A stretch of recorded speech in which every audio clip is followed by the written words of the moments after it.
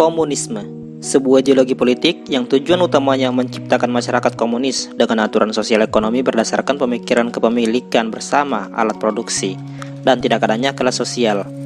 Komunisme umumnya dipengaruhi ideologi dari Marxisme yang digunakan sebagai dasar pemikiran dari partai komunis di seluruh dunia. Sosialisme adalah serangkaian sistem ekonomi dan sosial yang ditandai dengan kepemilikan sosial atas alat-alat produksi dan manajemen mandiri pekerja. Sosialisme adalah bagian dari buah pikir komunisme. Insinyur Soekarno salah satu pencetus ideologi sosialis. Bahkan Soekarno menggagaskan sosialis pada sila kelima, yaitu kesejahteraan sosial atau sekarang keadilan sosial bagi seluruh rakyat Indonesia.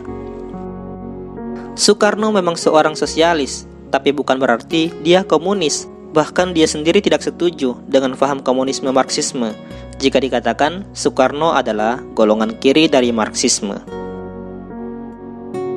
Paham sosialis Soekarno disebut juga dengan Marhainisme yang diambil dari seorang petani bernama Marhain yang hidup di Indonesia yang dijumpai Bung Karno pada tahun 1920-an yang kemudian dipanggil sebagai Mang Ain di Bandung, Jawa Barat saat itu.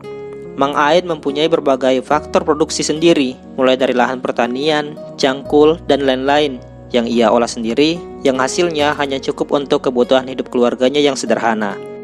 Kondisi ini kemudian melahirkan berbagai dialektika pemikiran Soekarno sebagai landasan gerak selanjutnya. Kehidupan, kepribadian yang lugu, bersahaja, namun tetap memiliki semangat berjuang memenuhi kebutuhan hidupnya inilah.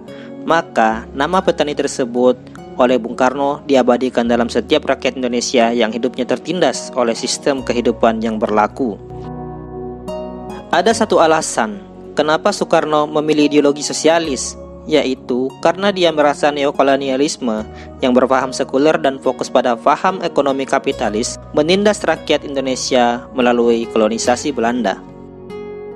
Lantas, apa perbedaan antara komunisme yang dipopulerkan Karl Marx dan sosialisme? Atau mengapa kaum sosialis yang bersendi pada Marxisme terpecah menjadi dua aliran atau sayap yang menimbulkan paham sendiri-sendiri? Pada tahun 1889 sampai tahun 1914, kedua sayap ini diikat oleh satu badan yang bernama Tweede Internationale atau dalam bahasa Indonesia Internasional Kedua. Tetapi dalam tahun 1914, persatuan Partai Kaum Buruh ini terpecah menjadi dua aliran. Sayap yang satu memisahkan diri menjadi Sosial Demokrat dan sayap yang lain menamakan dirinya Kaum Komunis. Perpecahan itu terjadi oleh karena kedua sayap ini tidak bisa akur pendiriannya satu sama lain tentang mufakat atau tidaknya kaum proletar, terutama di negeri-negeri kapitalis turut menyokong peperangan dunia saat itu. Tetapi kaum komunis mengaku diri mereka anti peperangan. Kaum sosial demokrat berpendapat bahwa kaum proletar harus turut menyokong pemerintahan dalam negeri jika ada musuh menyerang negerinya. Kaum komunis mendirikan internasional sendiri, ialah Derde Internationale atau Internasional Ketiga di Moskow di bulan Maret 1919.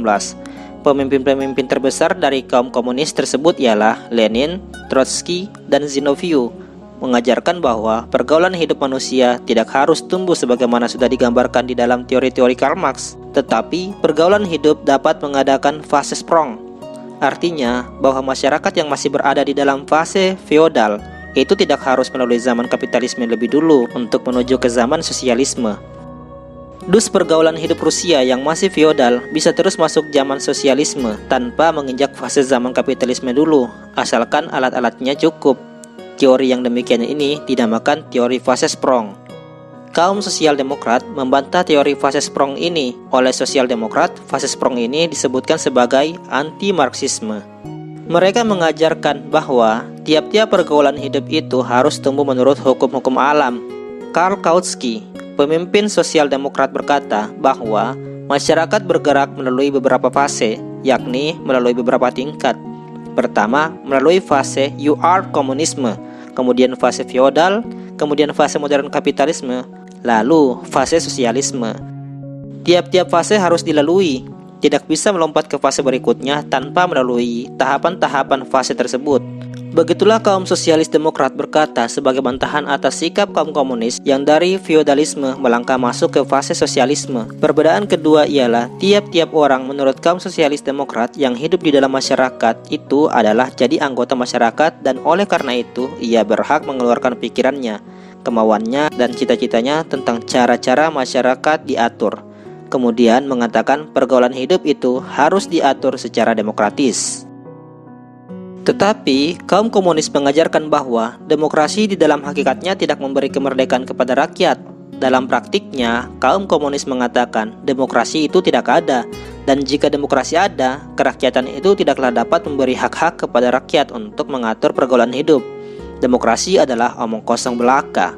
Kaum komunis oleh karena itu tidak mufakat dengan demokrasi, tetapi mengajarkan hanyalah diktator proletariat saja yang dapat memberi kekuasaan hidup manusia bagi keselamatan masyarakat. Diktator proletariat adalah suatu alat untuk mendatangkan pergaulan hidup sosialistis. Begitulah kaum komunis berkata. Di dalam diktator proletariat ini, maka orang-orang yang bukan proletar tidak boleh ikut bersuara. Marxisme pada esensinya adalah sebuah ideologi perjuangan yang terbentuk dari sosiodemokrasi, sosionasionalisme, dan ketuhanan yang berkebudayaan. Marxisme menginginkan kemandirian rakyatnya secara ekonomi dan terbebas dari eksploitasi pihak lain, tidak bergantung pada pihak atau negara-negara tertentu. Marxisme bahkan dikatakan sebagai Marxisme ala Indonesia, tapi bukan berarti Soekarno adalah komunis. Soekarno adalah sosialis. Aku bukan, tidak pernah, dan tidak mungkin menjadi seorang komunis. Kuulangi bahwa aku seorang sosialis, bukan komunis.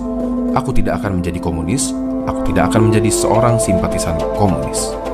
Dalam pidato di depan sidang PBB 30 September 1960, Soekarno tegas mengatakan bahwa Pancasila yang bersumber dari Marxisme pada hakikatnya adalah sublimasi dari Declaration of Independence Amerika dan Manifesto of Communism dari Uni Soviet. Immediately we had proclaimed our independence in August 45. We attached as preamble to our constitution the Pancasila. Artinya, justru merupakan alternatif ketiga dari kedua kubu yang bertentangan dalam perang dingin di antara blok barat dan blok timur saat itu. Secara ideologis, pemikiran Soekarno mirip sekali dengan apa yang dirumuskan oleh Anthony Giddens 20 tahun kemudian sebagai The Third Way.